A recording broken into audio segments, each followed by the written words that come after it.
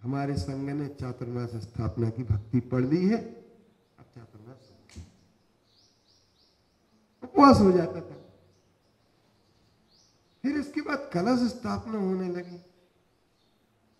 कलश में भी कलश की बोली लगने लगी, तो कलश की बोली भी बहुत बड़ी बड़ी जाने लगी। तो ये क्यों होता है? अब एक और पहले ये करते थे, जिस दिन कलश स्थापना होती थी उसी दिन भक्ति करते थे। अब भक्ति कलश स्थापना अपनी स्थापना पहले कर लेते हैं, फिर बाद में सामाजिक स्थापना होती है। क्यों? इस पर आपको थोड़ा सा विचार करना होगा। इस विचार में ये एक सब लोगों के लिए सूचना देने का, जैसे अपने बासिम में है तो बहुत घरों में मंदिर है, अभी भी है, और वो मंदिर में ही अपनी पूजा पाठ कर लेते हैं। कहाँ? घर में। मंदिर नहीं आते। और ये मंदिर जो होता है ये सामाजिक संगठन का आधार है। इस बात को आप समझ। धर्म तो आप कहीं भी कर सकते हैं। हमारे जैसे बुंदेलखंड में है, या उत्तर प्रदेश में है, मध्य प्रदेश में है, या आपके राजस्थान में है, तो आपको मंदिर में सुबह के समय इतनी भीड़ मिलेगी कि लोग जगह ढूंढते हैं कि कहां बैठे। महाराष्ट्र के विदर्भ में जब आते हैं तो देखते हैं कि यहां मंदिर सूने सूने रहते हैं। हाँ, जैसे अब बासिम में खंडेलवाल मंदिर में सब लोग जाते हैं। 3 चैत्यालय जो भी है उनमें चैत्यालय मंदिर जो है सब जाते हैं। पर अपनी यहाँ एक समस्या ये आई है, इसी के कारण से हमारे तीर्थ श्वेतांबर हड़प ले गए। हम मंदिर में रहे नहीं। उन्होंने अपने पोलकरों से ये कहा,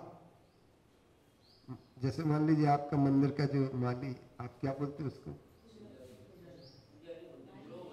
नहीं, गुरु, गुरव, गुरव, माली को गुरव बोलते हैं।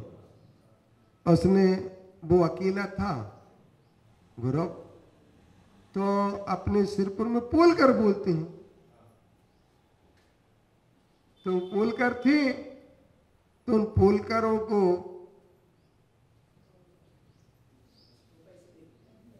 दिए पैसे, और पैसे दे करके उन्होंने कहा कि हमें, हमारी पूजन है, हम श्वेतांबर हैं, हमारी पूजन नहीं होती। आज अष्टमी का दिन है, आज चतुर्दशी का दिन है, या आज हमारे बहुत उत्सव का दिन है, आज हमें सब लगा लेने दो और 2 मिनट में हम निकाल लेंगे। क्या निकाल लेंगे? आंख। आप इस इतिहास को देखो तो जरा, कि 2 चीजें हमारे हाथ से गई। एक तो हमने टाइम टेबल स्वीकार कर लिया, तो आधी टाइम मूर्ति पर आधा अधिकार तो उनका हो गया, जो उनका बिल्कुल भी नहीं था। दूसरे नंबर की चीज, हमने उदारता से उन्हें पूजन की सुविधा दी। सुविधा दी, अधिकार नहीं दिया, लेकिन उन्हें अधिकार में परिवर्तित कर लिया। ये उनकी बुद्धि की बलिहारी और हम लोगों की उदासीनता का परिणाम। उनकी कूट बुद्धि, कौन सी बुद्धि? कुटिल बुद्धि। उनकी कुटिल बुद्धि और हमारी उदासीनता, क्योंकि हमने मंदिर किसके जिम्मे कर दिए? गुरुओं के, पोलकरों के।